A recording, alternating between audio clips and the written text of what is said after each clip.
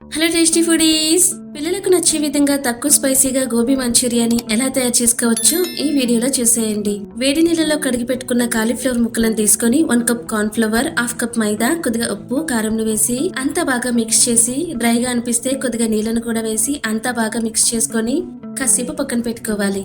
బాగా మరిగిన ఆయిల్ లో ముందుగా కలిపి పెట్టుకున్న కాలీఫ్లవర్ ముక్కలను ఒక్కొక్కటిగా వేస్తూ లైట్ బ్రౌన్ కలర్ వచ్చే వరకు వేయించుకోవాలి.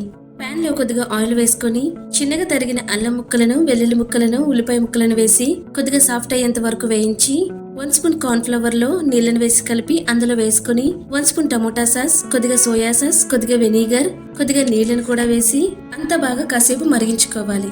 సాసెస్ మరుగుతున్నప్పుడు వేయించుకున్న కాలీఫ్లవర్ ముక్కలను వేసి అంతా బాగా ఒకసారి మిక్స్ చేసుకొని ఫైనల్ గా ఉంటే స్ప్రింగ్ ఆనియన్స్ లేదా సన్నగా కట్ చేసుకున్న కొత్తిమీరను వేసుకుంటే టేస్టీగా పిల్లలకు నచ్చే విధంగా ఉండే గోబీ మంచూరియన్ రెడీ.